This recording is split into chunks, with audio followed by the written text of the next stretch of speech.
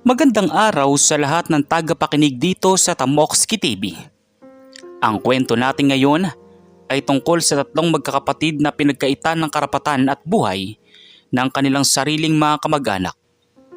Ngunit sa paglipas ng mga taon, bumalik sila na may dalang lakas, yaman at pagiganti na magpapabago ng lahat ng nakaraan. Bago tayo magpatuloy sa kwentong ito, ay maaari po ba akong makahingi ng isang subscribe at like sa kwentong ito? At sinisigurado ko po na darating sa inyo ang napakalaking blessings. Kaya hindi ko na po patatagalin ang ating kwento at simulan na po natin. Taong 2016, sa liblib na baryo ng San Isidro sa lalawigan ng Nueva Ecija, may tatlong magkakapatid na lalaki na nagtatrabaho kasama ang kanilang mga magulang sa maliit nilang sakahan. Sina Miguel, ang panganay na 22 years old. Si Diego, ang pangalawang anak na 19 years old. At si Carlos naman, ang bunso, na 17 years old. Simple lamang ang kanilang buhay. Umaasa sila sa ani ng palay at mais para makakain araw-araw at makapag-aral pa kahit papaano. Ang kanilang mga magulang na sina Mang Roberto at Aling Teresa ay mapagmahal at masipag. Ngunit hindi nila alam na ang mga kamag-anak nilang mga tiyuhin ay nakatutok sa maliit ngunit may potensyal na lupain na minana ng kanilang ama mula sa lolo nila. Kapatid, hindi pwedeng patuloy tayo naghihirap habang ikaw ay nagmamay-ari ng napakalawak na lupa. Bakit hindi mo ibigay sa atin ang kalahati nito? Baka naman mas mapapabuti pa natin ang ani kung tayo nang mamamahala. Hindi ko maibibigay yun, Ramon. Ito ang pamana ng tatay natin para sa mga apo ko. Gusto kong bigyan sila ng magandang kinabukasan, hindi lamang para sa atin ngayon. Hindi natanggap ng mga tiyuhin ang sagot ni Mang Roberto. Tatlo rin silang magkakapatid, sina Ramon, Fernando at Eduardo. Sa mga susunod na araw, lalong lumala ang tensyon sa pagitan ng dalawang pamilya. Ang mga tiyuhin ay nagsimulang kausapin ang ibang mga residente ng baryo para sirain ang pangalan ng pamilya ni Mang Roberto. Sinasabing sila raw ay makasarili at hindi nag-aalala sa ibang kamag-anak. Hanggang sa isang madilim na gabi, inanyayahan ng mga tiyuhin ang tatlong magkakapatid na pumunta kasama sila sa isang bundok malapit sa baryo. Sinasabing may nakita silang mga punong prutas na pwede nilang anihin para dagdag kita. Kuya Miguel, okay lang ba tayong pumunta? Parang hindi ako komportable sa mga tiyuhin natin ngayon. Mukhang may ibang plano sila. Huwag kang mag-alala, bunso. Baka lang tayong nag-iisip ng masama. Baka talagang may makukuha tayong maganda doon. Bukod pa rito, baka mapabuti pang relasyon natin sa kanila. Pero hindi alam ng tatlong magkakapatid na iyong pag-alis nila sa bahay ay magiging simula ng kanilang paghihirap. Pagdating nila sa bundok, dinala sila ng mga tiyuhin sa isang puok na malapit sa bangin na may malalim na hukay sa ibaba. Biglang tumigil ang mga tiyuhin at tinarap sila ng masamang tingin. Hindi kayo makakapagtagumpay kung mayroon kayong lupa. Mas mabuti nang mawala na kayo para wala nang hadlang sa amin, sabi ng kanilang tiyuhin. Tiyuhin? Anong ibig niyong sabihin? Kami po ay mga pamangkin ninyo. Natatakot na sabi ni Miguel. Hindi pinakinggan ng mga tiyuhin ang mga daing ng tatlong magkakapatid. Isa-isang tinulak sila patungo sa bangin. Una ay si Carlos, pagkatapos ay si Diego, at sa uli ay si Miguel. Narinig ng mga tiyuhin ang malakas na ingay ng pagbagsak bago sila tumakbo pababa ng bundok. Iniisip na patay na ang tatlong magkakapatid. Pag-uwi nila sa baryo, sinabi nila sa lahat na ang mga magkakapatid ay nahulog sa bangin habang sila ay nangangalap ng prutas. At hindi na nila mahanap ang mga katawan dahil sa lawak ng hukay at mga bato sa ibaba. Hindi pwede. Hindi sila papayag na pumunta doon nang walang kasama. kung hindi sila nagtiwala sa mga tiyuhin nila? Sinong gumawa nito sa mga anak ko? Naluluwang sabi ni Teresa. Hindi namin alam, Teresa. Nagulat din kami nang bigla silang mahulog. Sinubukan namin silang iligtas, pero hindi namin kaya. Sagot ni Ramon. Ang mga residente ng baryo ay naniniwala sa mga salita ng mga tiyuhin dahil sila ay mas matanda at kilala bilang mga taong may kapangyarihan sa baryo. Kinuha na nila ang lupain ng pamilya ni Mang Roberto at sinimulang ipamahagi sa kanilang sarili. Ang mag-asawang Roberto at Teresa ay naglakbay sa iba't ibang lugar para hanapin ang mga anak nila. Ngunit walang nakita silang bakas. Pagkaraan ng ilang buwan, kinilala na nilang patay na ang tatlong magkakapatid. Lumipas sa mga araw, buwan at taon. Ngunit hindi alam ng sino man na ang tatlong magkakapatid ay nakaligtas pa pala sa trahedyang iyon. Nang mahulog ang tatlong magkakapatid sa bangin, sa kabutiang palad ay may isang maliit na plataporma ng bato sa gitna ng pagbagsak na tumabig sa kanila bago sila tuluyang mapunta sa ilalim ng hukay na puno ng mga damo at yung dahon. Si Miguel ang unang gumising pagkaraan ng ilang oras. Naramdaman niya matinding sakit sa kanyang braso at paa. Ngunit hindi iyon naging hadlang para hanapin ang kanyang mga kapatid. Diego? Carlos? Nasaan kayo? Sagutin niyo ako! Dito kuya. Dito ako kuya. Masakit ang ulo ko. Naririnig kita. Mahinang boses ni Diego. Natagpuan ni Miguel si Diego na nakahiga sa damuhan. May pasa sa noo at muka. Minsan pang tumawag si Miguel bago niya marinig ang boses ni Carlos na nasa kabilang dako ng plataporma. Kuya, dito ako. Hindi ako makagalaw ng maayos, sabi ni Carlos. Pagkatapos nilang magsama-sama, napagtanto nilang hindi nila kayang umakyat pabalik sa ibabaw ng bangin mag-isa. Ang kanilang mga katawan ay nasugatan at ang lugar ay napakalayo sa baryo. Nagpasya silang maglakad pa ibaba ng hukay hanggang sa makahanap sila ng daan palabas. Pagkaraan ng ilang oras ng paglalakad, nakita nilang isang maliit na kubo na matatagpuan sa tabi ng isang sapa. Nagpasya silang lumapit doon upang humingi ng tulong. Aba, anong nangyari sa inyo mga bata? Bakit kayo ganito kadonges? Sabi ni Lola Sabel, may-ari ng kubo. Kami po ay nahulog sa bangin, Lola. Maaari po ba kami makahingi ng tulong?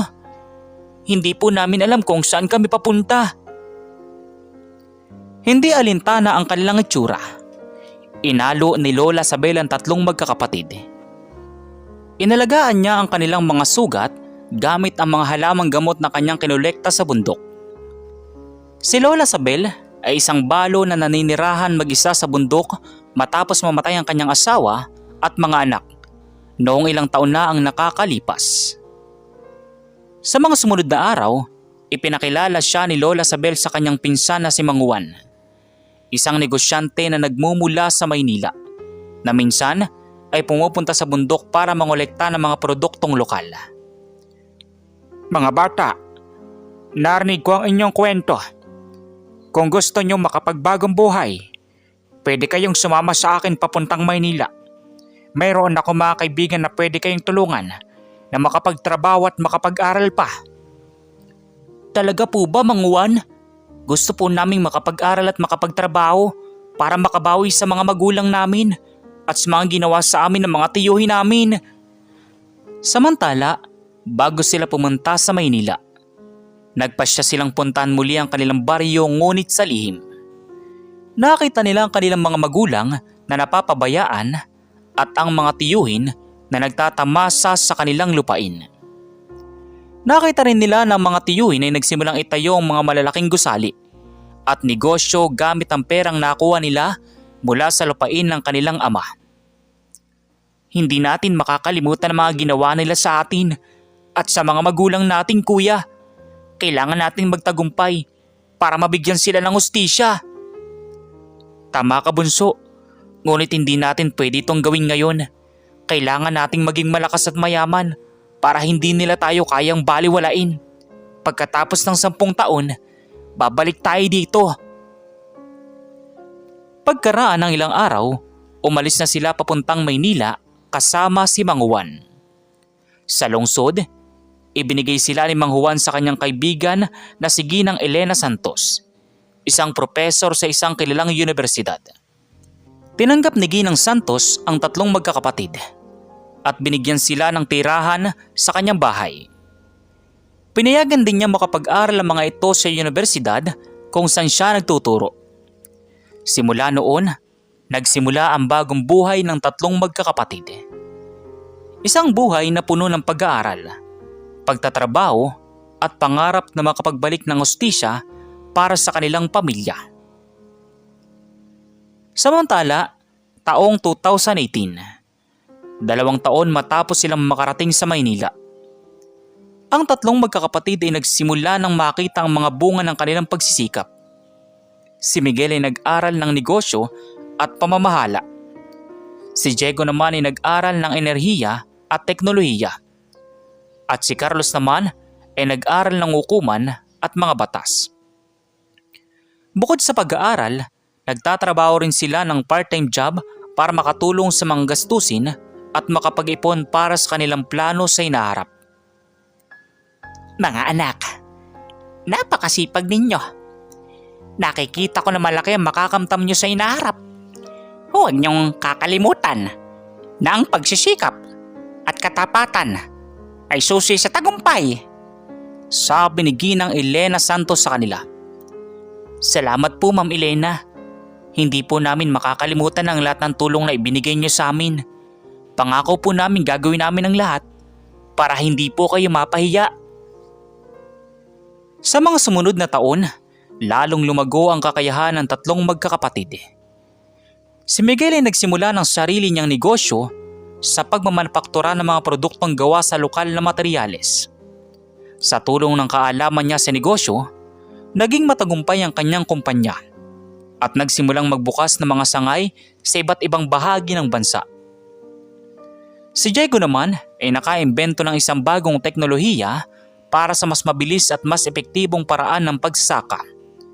Isang imbensyon na nakakuha ng pansin ng mga malalaking kumpanya sa bansa at sa ibang bansa. Si Carlos naman ay nagtapos ng kanyang pag-aaral sa hukuman at naging isang kilalang abogado na dalubhasa sa mga kaso ng paglabag sa karapatan at pagkakamali ng hustisya. Kuya, natapos ko ng prototype ng aking imbensyon. Sinabi ng mga eksperto na pwede itong makatulong sa milyong-milyong magsasaka sa buong mundo. Gusto kong gamitin ito para tulungan ng mga magsasaka tulad ng ating mga magulang, sabi ni Diego. At ako naman ay nakapagtatag ng sarili kong law firm. Marami akong natulungan ng mga taong pinagkaitan ng hustisya. Handa na akong harapin ang mga tiyuhin natin kapag dumating ang tamang panahon, sabi naman ni Carlos. Samantala, mabilis na lumipas ang taon. Taong 2022. 6 na taon matapos silang umalis sa kanilang baryo. Ang negosyo ni Miguel ay naging isa sa pinakamalaki sa bansa. Ang teknolohiya naman ni Diego ay nakuha na ng mga international na kumpanya. At ang law firm ni Carlos ay kilala na sa buong Pilipinas. Ngunit hindi pa rin nila nakakalimutan ang kanilang mga magulang at ang mga ginawa sa kanila ng kanilang mga tiyuhin. Minsan silang nag-usap-usap tungkol sa kanilang plano na bumalik sa kanilang baryo pagkatapos ng 10 taon. Mga kapatid, 5 taon na lang bago tayo bumalik. Kailangan nating tapusin na ang lahat ng ating mga proyekto para handa na tayo. Gusto kong ipakita sa kanila na hindi nila tayo kayang sirain, sabi ni Miguel. Sa mga sumunod na taon, lalong lumago ang kanilang mga negosyo at karera. Si Miguel ay naging isa sa pinakamayamang negosyante sa bansa at nakapagtayo ng mga paaralan at ospital sa mga liblib na lugar. Si Diego naman ay nakapagtatag ng sarili niyang kumpanya ng teknolohiya na nakikipag-ugnayan sa mga gobyerno ng ibang bansa para sa pagpapabuti ng sistema ng pagsasaka. Si Carlos naman ay naging isang senador ng bansa at nagsimulang gumawa ng mga batas na nagpoprotekta sa mga karapatan ng mga magsasaka at may hirap na pamilya. Kuya, nakapagbigay na ako ng sulat sa mga opisyal ng gobyerno sa ating lalawigan. Sinabi ko sa kanila na kailangan nilang suriin muli ang kaso ng pagkuha ng lupain ng ating mga magulang ng mga tiyuhin natin. Handa na tayong harapin sila sa tamang paraan, sabi ni Carlos.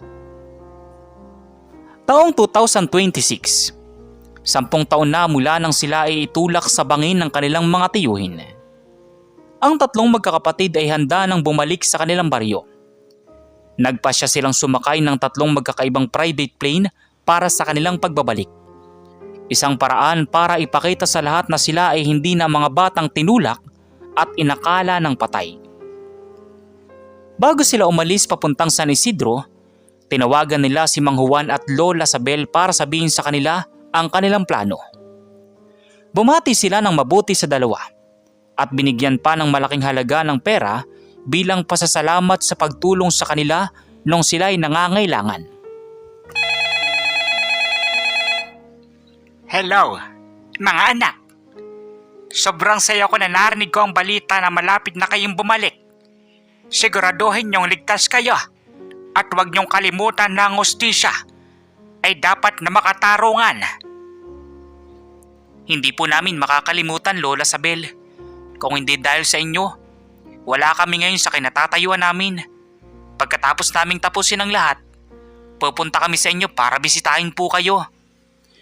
Bago umalis, nagpahinga muna ang 3 magkakapatid at inihanda ang lahat ng mga dokumentong kailangan nila para mabawi ang kanilang lupain at parusahan ang mga tiyuhin. Mayroon silang mga ebidensya tulad ng mga titulo ng lupa, mga testimonya ng mga dating tauhan ng mga tiyuhin na nagsabi ng totoo, at mga dokumento na nagpapakita na ninakaw ng mga tiyuhin ang kanilang ari-arian. Samantala, sa 15 ng Marso, taong 2026, umaga pa lamang nang makita ng mga residente ng baryo ng San Isidro ang 3 malaking private plane na lumilipad patungo sa kanilang lugar. Nagtaka silang lahat kung sino ang mga bisita at bakit sila napili na dumating sa kanilang maliit na baryo. Ang mga tiyuhin ni Miguel, Diego at Carlos ay naroon din sa labas ng kanilang malalaking bahay para tingnan ang mga eroplano. Sino naman kaya ang mga yun? Baka mga negosyante na gustong makipagnegosyo sa atin. Bumangga tayo sa kanila para makakuha tayo ng mas maraming pera, sabi ng kanilang tiyuhin na si Ramon. Tama ka, kuya. Mga mayayaman lang naman yan. Madaling maimpluwensya ng pera, sabi naman ng tiyuhin nila na si Fernando. Maya-maya, bumaba ng mga eroplano sa isang bukas na lote malapit sa dating sakahan ng pamilya ni Mang Roberto. Unang lumabas mula sa unang eroplano si Miguel, nakasuot ng mamahaling damit at may kasamang mga tauhan. Sumunod naman ay si Diego mula sa pangalawang eroplano, kasama ang kanyang mga tauhan na may dalang mga kagamitan para sa kanyang teknolohiya sa pagsasaka. At sa uli, lumabas si Carlos mula sa pangatlong eroplano, kasama mga abogado at opisyal ng gobyerno. Uy! Di ba si Miguel yun? Pero hindi pa patay na siya nung 10 taon lang nakakalipas. Hindi lang siya. Tingnan mo yun. Si Diego at si Carlos din. Paano nangyari yun? Sabi ng isang residente. Ang mga tao ay nagulat at nagsimulang magbulong-bulungan habang papalapit ang 3 magkakapatid patungo sa kanilang mga tiyuhin. Nakita nila sina Mang Roberto at Aling Teresa na nakaupo sa tabi ng kanilang lumang kubo, na parang hindi makapaniwala na nakikita nila ang kanilang mga anak na buhay pa. Mga anak, totoo ba ito? Hindi ako makapaniwala na buhay pa kayo, sabi ni Aling Teresa habang umiiyak. Opo, inay. Buhay pa po kami. Hindi po namin kayo nakalimutan kahit isang araw.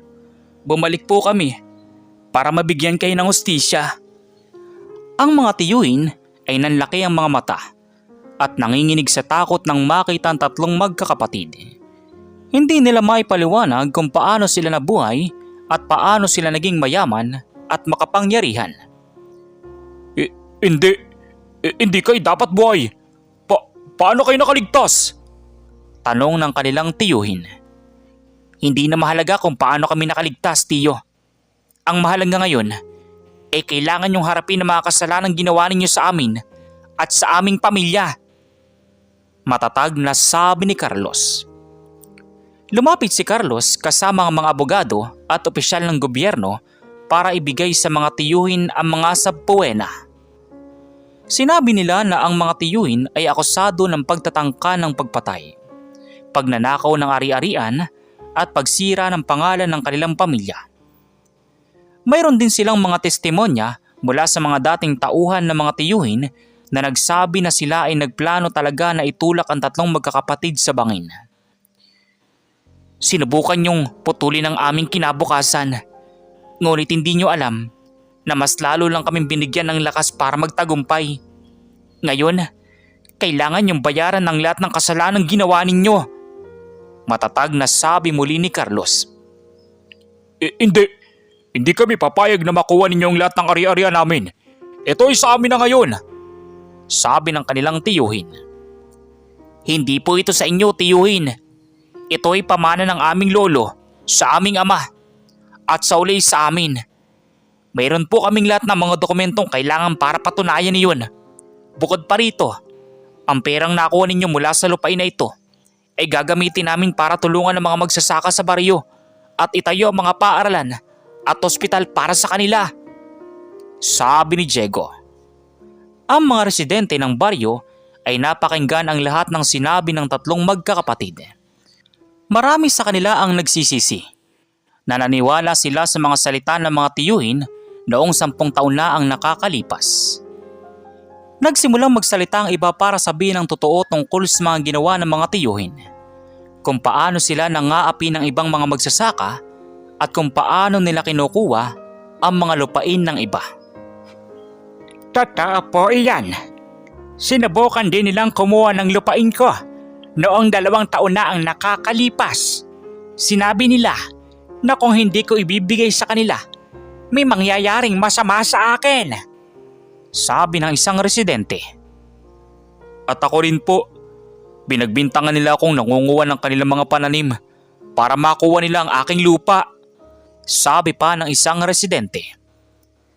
Hindi na makapaglaban ng mga tiyuhin dahil sa dami ng ebidensya at testimonya laban sa kanila.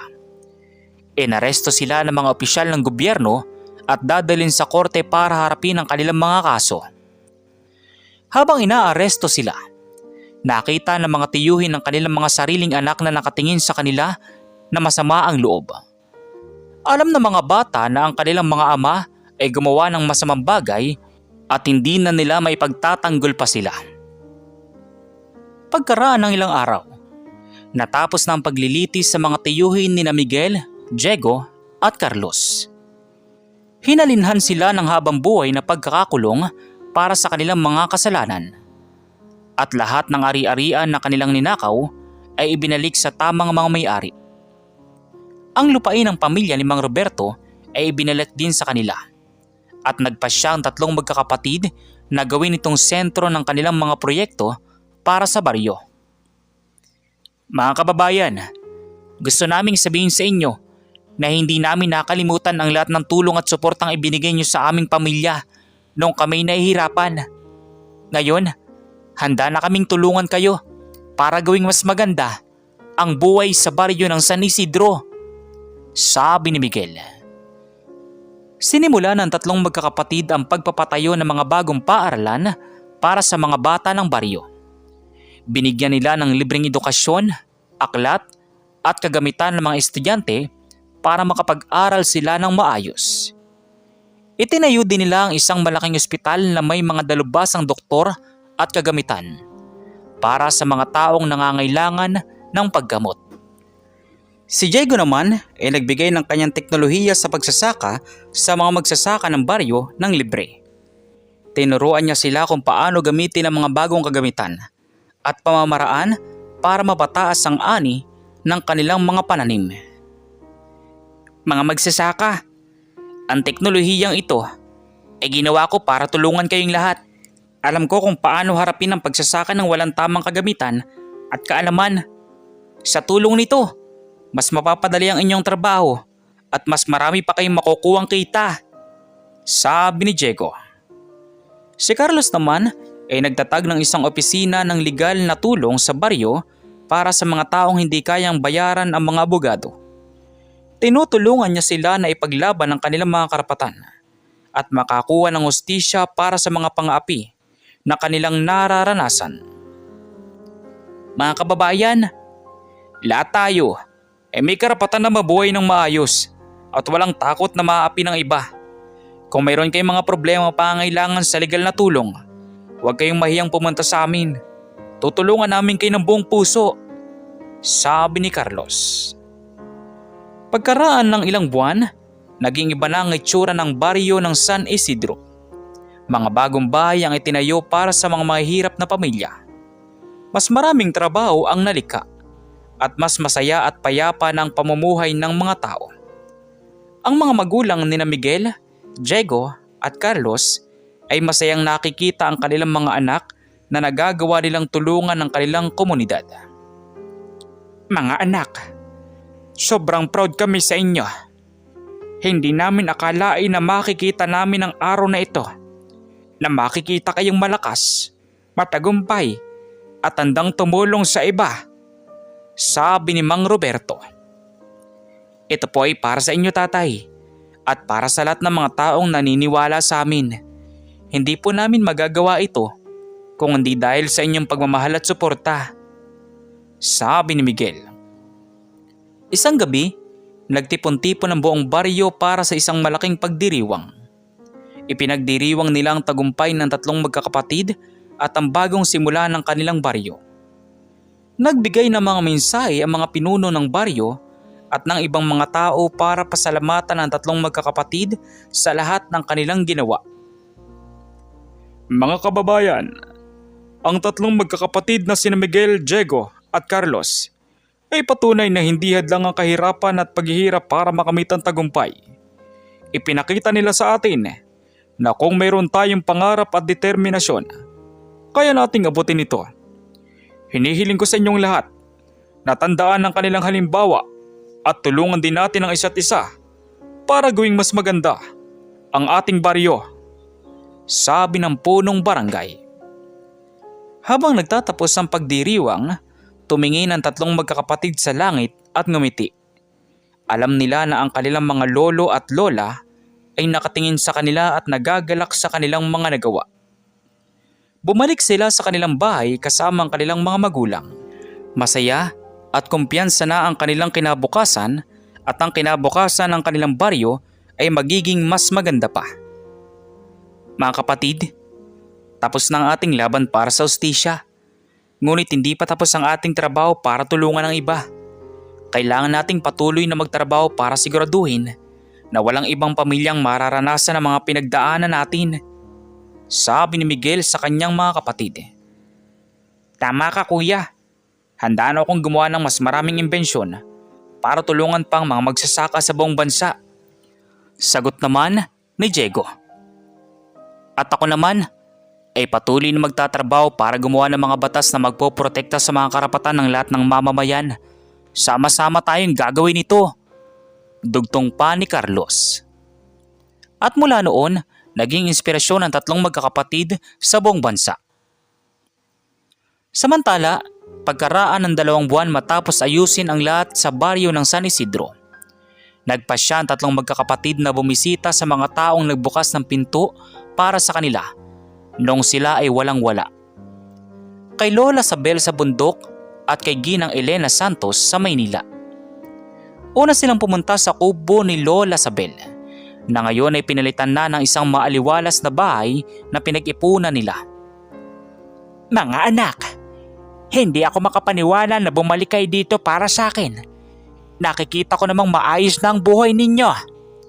Sabi ni Lola Sabel habang yakap-yakap ang tatlo. Hindi po namin makakalimutan ang mga araw na inalagaan nyo kami, Lola Sabel. Ito pong bahay ay para sa inyo, para hindi na kayo mag-isa at mabuhay ng komportable po kayo. Sabi ni Diego. Binigyan din nila si Lola Sabel ng malaking halaga ng pera para sa kanyang pangailangan at itinalaga ang isang tauhan para bantayan siya. Pagkatapos noon ay pumunta sila sa bahay ni Ginang Elena Santos na ngayon ay retirado na mula sa pagtuturo. Mga batang inalagaan ko noon, ngayon ay mga bayani na ng kanilang bayan. Napakasaya ko sa narating ninyo. Sabi ni Ginang Elena. Ma'am Elena, ikaw po ang nagbigay sa amin ng pagkakataong makapag-aral at makapagtrabaho. Itinuturing po namin kayo bilang aming ikalawang ina. Inaanyayan po namin kayo na manirahan na sa amin sa baryo para samahan namin kayo habang buhay. Sabi ni Carlos kay Ginang Elena. Tinanggap ni Ginang Elena ang alok ng magkakapatid at kasama na nila itong bumalik sa San Isidro, kung saan siya ay tinalaga bilang punong tagapayo ng mga paaralang itinayo ng tatlong magkakapatid. At yun na po ang katapusan ng kwento ng tatlong magkakapatid na hindi sumuko sa kahirapan at kasamaan. Ang kanilang kwento ay patunay na ang pagsisikap, pagmamahal at pagtulong sa kapwa ay mga bagay na hindi kayang kunin ng kahit anong kayamanan o kapangyarihan. Muli, ako po si Tamoxki TV, kung saan nagbibigay ng mga kwentong puno ng aral, pag-asa at inspirasyon. Huwag po nating kalimutang i-subscribe, mag-like at ibahagi ang kwentong ito sa inyong mga kaibigan at mahal sa buhay. Maaaring isa sa kanila ang nangangailangan ng pag-asa at lakas na ibinibigay ng kwentong ito. Tandaan, hindi kailanman huli para itama ang mga mali ng nakaraan at gawing mas maganda ang kinabukasan. Hanggang sa muli, magandang araw, magandang hapon at magandang gabi sa inyong lahat. Manatiling ligtas at manatiling bukas sa mga biyayang dadating sa inyong buhay. Salamat po sa inyong pakikinig. So once again, inuulit ko pong muli. Ako po si Tamoxki TV. Kita-kita po tayong muli sa mga susunod pa nating maraming mga video. Thank you and God bless you all. Peace out.